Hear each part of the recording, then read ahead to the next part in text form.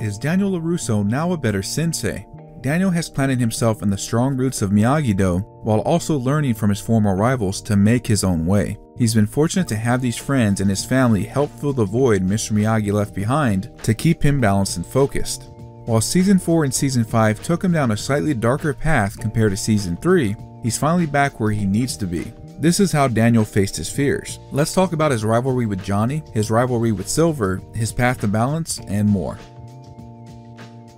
Let's recap what we know about Daniel so far. Since this is a continuation of my previous video, how Daniel finally found balance, I'm only going to recap the events of Daniel's arc in Seasons 4 and 5. Feel free to skip the recap, but be warned, you may miss some important details later on in the video. Daniel attempts to work together with Johnny, though the first couple of days are rough, whether it's pressuring Sam, making Hawk feel like an outsider, or the conflict of the opposing styles. Daniel reaches out to apologize to Johnny first and insists that Johnny join Miyagi-Do, but neither can come to an agreement on which philosophy should lead the dojo. As the two show up to the dojo the next day to announce the split, they discover that their students are working together to build a sparring deck thanks to Hawk listening to both of his sensei's advice.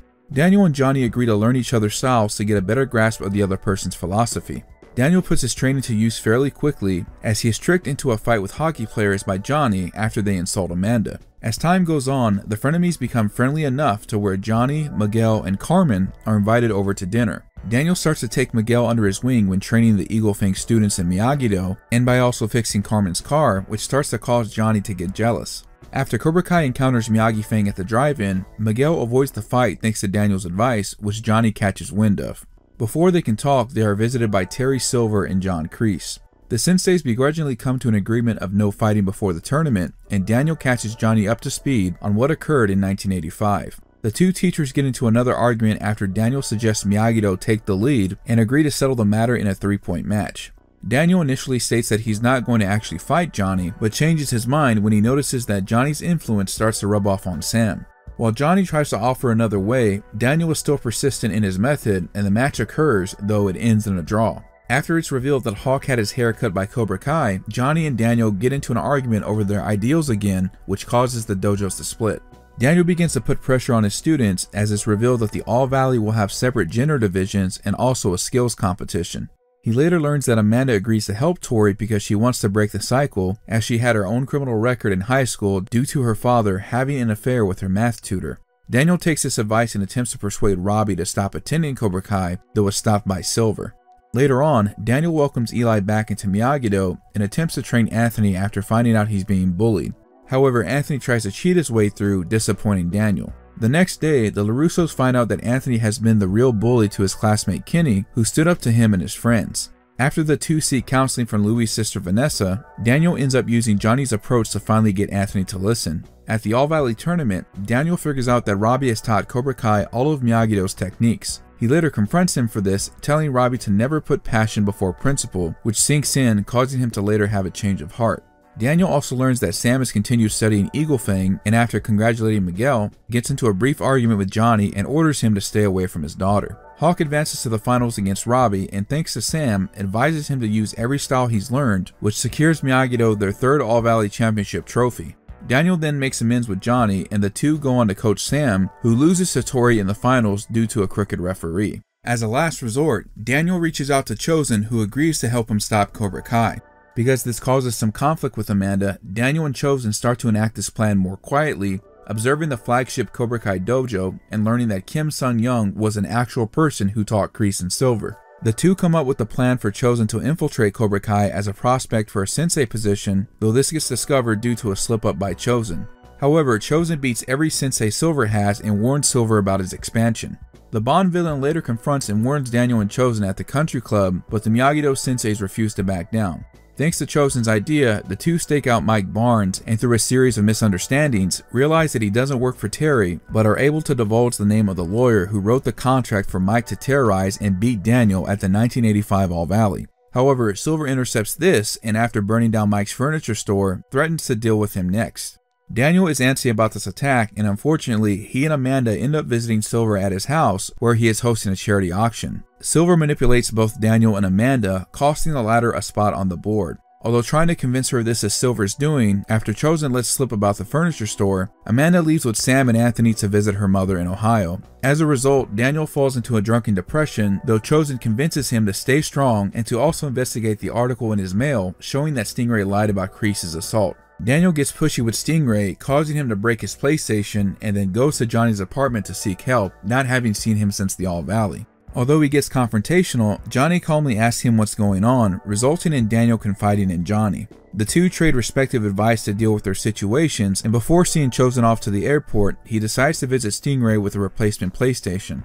However, this is a trap set by Silver, who beats him in a fight, causing him to miss work for a week to heal from his injuries. Daniel wants to give up the fight, but thanks to a suggestion by Sam, Amanda takes him into Miyagi's room where they formally reconcile, and where Robbie also reconciles with Daniel. No longer alone, Daniel and Johnny agree to find out what Kreese knows from Silver, who is interested in having Cobra Kai compete in the Sekai Takai to go global. The two, along with Chosen and Amanda, announce their intention to compete to the Cobra Kai dojo, and the three senseis successfully guide Miyagi-Fang to land an audition in 2 3-point fights against Cobra Kai. Although Sam is worried about fighting Tori again and how this affects her, Daniel and Chosen instruct her to fight for herself. Despite another biased ref, Sam defeats Devin, which gains them entry into the tournament. The gang celebrates Johnny and Carmen's new baby at a nightclub, per Louie's idea, where they bond and Daniel encourages Chosen to go after Kumiko. On the way to the next club, the limo is hijacked by Mike Barnes, who believes Daniel is responsible for his store being burnt down. However, after realizing it was Silver, everyone but Daniel head to confront Silver directly, while he is picked up by Stingray with Amanda and Carmen in tow after the Cobra Kai group text about how they would intercept Miyagi-Fang's plan to expose Silver. After Stingray displays his child battering abilities, he and Daniel attempt to break up the fight, which stops due to Silver being exposed for rigging the All Valley. Silver arrives and challenges Daniel to a fight again, though this time, being fully balanced, defeats Silver soundly, causing the entire Cobra Kai dojo to quit. Daniel greets his allies, though hears the news that Kreese has escaped from prison. Let's first talk about Daniel's rivalry with Johnny and how it was finally put to rest. While both senseis had a common enemy and a common goal, the problem with Daniel is that he was so insistent that his way was the only way, and because Miyagi-Do had worked in the past, it would work again. This is what causes the initial friction when the two attempt to work together, as neither at first sees the benefit of learning each other's style. A byproduct of this is how he harshly treats Hulk on the second day of training, making him feel like more of an outcast, which causes another argument between him and Johnny. To his credit, Daniel sees the errors of his ways, apologizes, and brings over beers to hash things out, but still insists on Miyagi-Do being the lead dojo. This gets them nowhere, but the senseis agree to keep working together as Hulk takes advice from both of them, saying they were both right. Although he's reluctant to respect the aggression of Eagle Fang, he suggests that both should try to learn their respective karate styles and philosophies to set an example for the students. Even though Johnny doesn't see the importance of Miyagi-Do training at first, Daniel reminds him that Mr. Miyagi saved his life, and he quietly agrees and continues to learn the style. He subtly motivates Johnny as he teaches, though he correctly predicts Johnny's imbalance, as we see what happens later, and mocks the history of Eagle Fang as he lets Johnny end his training early. While Daniel questions Johnny at first, he starts to feel good about getting his anger out, as Johnny also applauds his training. To test Daniel, Johnny attempts to get a fight started, but the former tries to stay insistent about de-escalating. However, Daniel still gives in to defend the honor of his wife, and also learns another definition of no be there. After these events, the two are on friendlier terms, with each sensei demonstrating what the other has taught, as Daniel notably displays the aggression that Johnny taught him. We could also assume that Daniel gifted the paint job to Johnny and is letting him keep the van permanently, as Johnny uses it for work in Season 5. Daniel even offers advice on Johnny's problem with Carmen, and impresses him with catching the bottle cap. What causes the rivalry to reignite is when Daniel starts to take Miguel under his wing, impressed by his open mind to catch a fish, and also when Miguel calls Daniel Sensei. Although Daniel innocently commends Miguel for avoiding the fight, this still doesn't sit well with Johnny, as Miguel has been spending more time with him, and the two get into a heated discussion again when Terry Silver is brought up as a subject. Daniel unknowingly plays into Johnny's insecurities by saying "my dojo," insisting that Miyagi-Do is the only thing that will work against Silver, knowing what's best for Miguel, and disagreeing with Johnny's philosophy about striking first. Daniel accepts the challenge Johnny lays out, but admits that this was later because of alcohol getting the better of them both. However, this changes after his discussion with Sam, even though just before he was trying to reach out about the fight and apologize to Johnny. Daniel insists that Johnny's style is the wrong style, and because of how Mr. Miyagi's teaching saved him from going down that path, that's the only style they should be focused on. Daniel fails to see Sam's point as he's increasingly put pressure on her, even calling her LaRusso 2.0, and she refuses to just learn Miyagi-Do. When he sees Johnny's influence rub off on her, he vows to settle this fight and trains for it. Before fighting, Daniel insists that Miyagi-Do is the right way and the better way. It should be worth noting that in this fight, Daniel is more aggressive, pressing the attack on Johnny for the first point, and even using the Miyagi-Do secret pressure points in a non-dire situation, which I'm sure even Mr. Miyagi would disapprove of. Despite the fight ending in a draw, Daniel was still insistent about his philosophy being the only way, even taking shots at Johnny's past in front of the students. While Daniel doesn't see Johnny until the night of the prom, where they are mostly cordial and civil, he begins to put more pressure on his students as they train for the All-Valley tournament. When Anthony lies about not having any electronic devices while grounded, Daniel puts his foot down and takes a page out of Johnny's book, which the next morning Amanda comments on that it worked. This is the first little nudge where Daniel thinks that there is some truth in Johnny's statement earlier in the season, some kids need a little aggression. At the tournament, Johnny and Daniel first exchange looks, notably without contempt, and things stay this way until Daniel realizes Johnny has been training Sam in secret. The two exchange jabs at each other, though Daniel finally has a change of heart when coaching Hawk in the finals. He looks at Sam, remembering her words and Robbie's about using their own way, and for the first time, advises a student to go on the offensive. He does this look again as he looks at Johnny before overtime and tells Hawk to use everything he's learned. Before Sam's match with Tori, Daniel reaches out to Johnny for help and apologizes for his actions, noting that Johnny was right about his approach in certain cases, and also recounting that Mr. Miyagi once said that Daniel would do karate his own way. Johnny also apologizes and admits that Miguel would have been a stronger fighter if he kept training under Daniel, and agrees to help coach Sam in the finals. As a nod of respect, Daniel corrects Daryl to make sure it's known that Johnny is a two-time All-Valley champion. He also encourages Sam to use her own style and everything she's learned from both of them, and when the match is over, Johnny helps Daniel walk Sam off the mat. Because Johnny was busy patching things up with both Miguel and Robbie, Daniel does not see Johnny again until he seeks him out to convince Stingray to talk about Silver. In one of my favorite scenes, Daniel and Johnny switch roles for once as the former is drunk, ranting, and even tries to goad Johnny into a fight. Johnny realizes that Daniel's not himself and lends both a drink and an ear to listen to his problems. While not being the best as a family man, Johnny advises that this isn't the end of Daniel's marriage, and as long as he acts like himself, he'll get through this.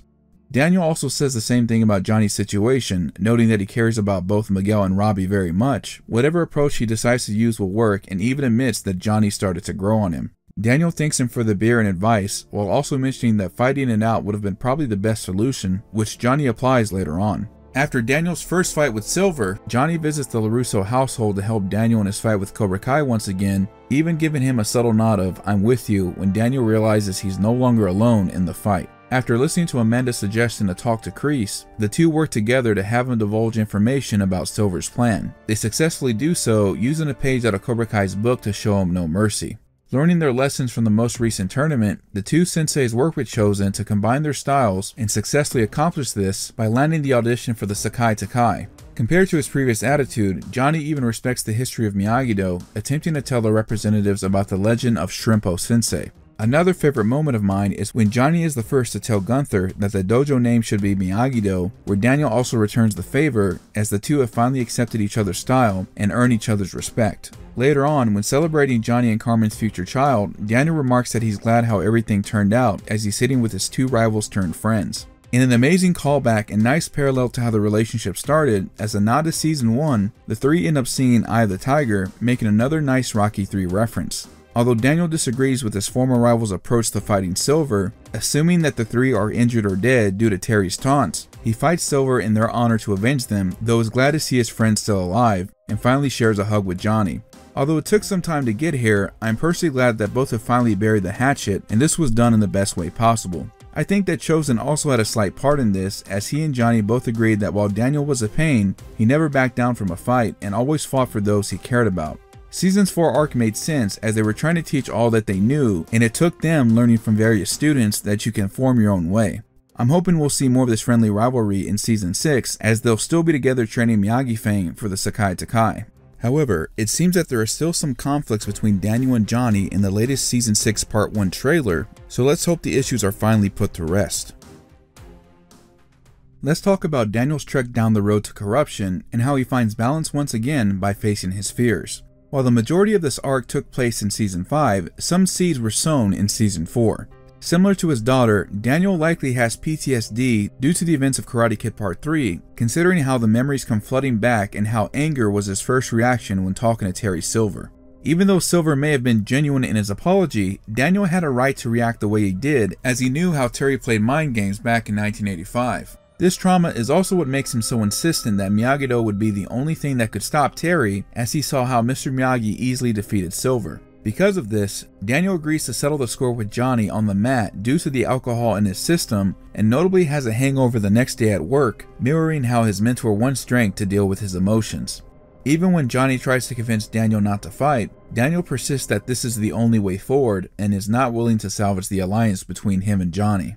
Despite what happened in the past, one of Daniel's brief moments of light during this dark journey is how he stands up to Silver and keeps his cool, even trying to convince Robbie to avoid going down the same path he went down. Although it may not be a clear sign of corruption, Daniel's idea to use a theatric entrance at the All Valley could be a sign of how he strayed from some of the Miyagi-Do principles, where he's concerned more about glory than defending himself. As the journey continues through Season 5, another contribution to his downward spiral is how Amanda starts to grow tired of Daniel's overall rivalry with Cobra Kai, even though she doesn't realize how dangerous Terry Silver really is. Because of this, and rightly so, Daniel and Chosen decide to be more subtle so Amanda hears less of it by using Silver's own methods against him, impersonation and infiltration.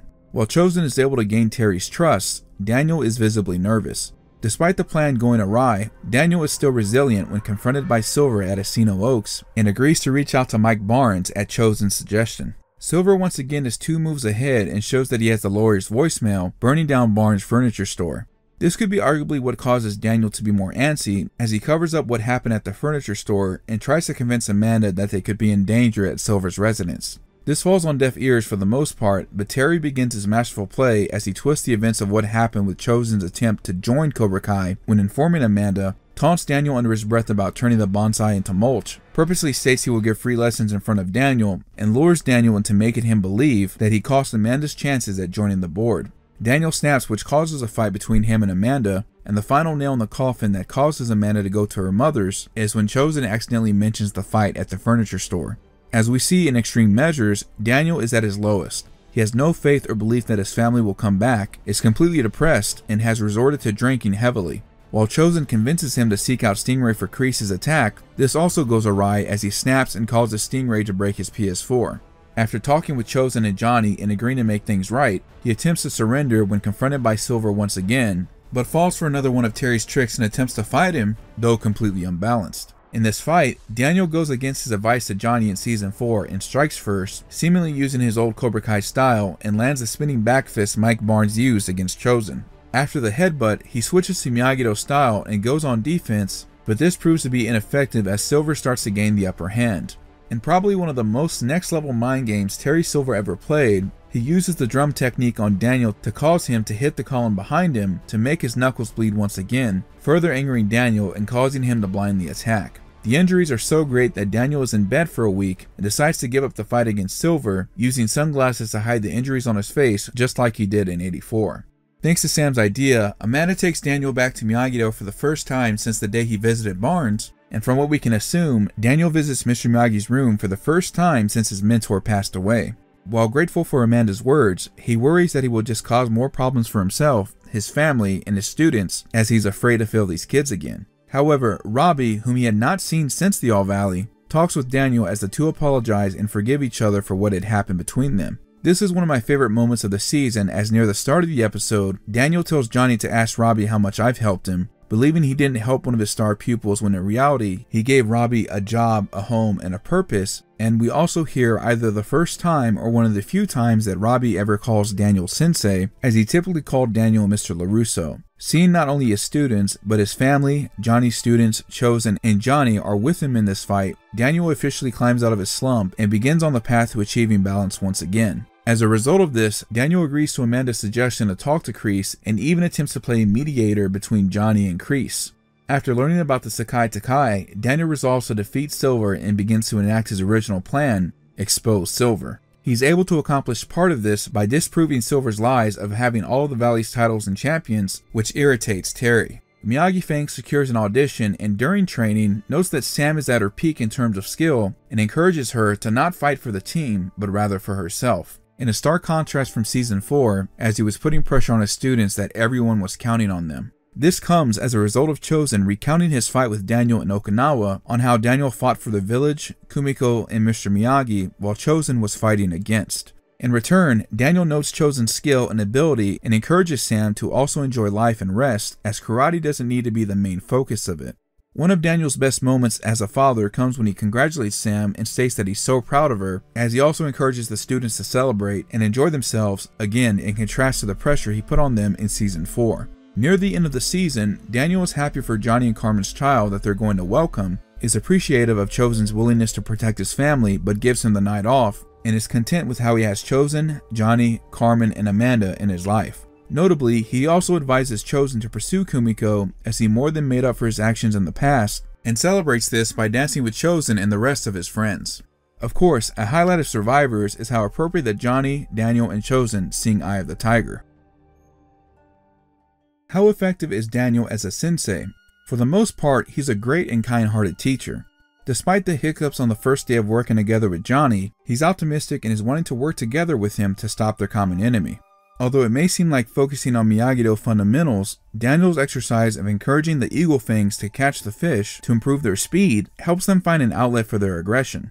Daniel helps Miguel fix his mom's car in a callback to Karate Kid Part 2, where Miyagi fixes Daniel's car and uses it as a teachable moment. You can reach any goal you want, even if the path isn't always straightforward. Another shining moment outside of karate is his praise for Miguel's good grades. Though he was hard-headed at first, he forgave Hawk and welcomed him back into the dojo, upholding one of Miyagi's lessons: for a person with no forgiveness in heart, living is worse punishment than death. Although Daniel is putting pressure on both his daughter and his students, notably in a deleted scene, it's also shown that he's learning the error of his ways, as he tells Dimitri that he needs to be himself, not Robbie, Miguel, or anybody else. Even when Dimitri protests this, he encourages his students to practice. Daniel also attempts to teach his son, using video games as a metaphor for something that Anthony would understand, similar to Mr. Miyagi's unconventional methods in teaching the lessons to Daniel. During the 51st All Valley, Daniel is encouraging to his students even when they doubt themselves. For example, Hawk blames himself for Miyagi-Do falling behind in the skills competition, to which Daniel says they all did great, and when Dimitri feels bad for losing to Robbie, Daniel tells him that he's also great. This trait is also shown when Daniel observes Eli's matches, clapping and cheering for his student as he does his best. Notably, during the finals match between Robbie and Eli, Daniel, with help from Sam and Johnny, tells Hawk to stay true to himself both within and when using all the styles he knows against Robbie.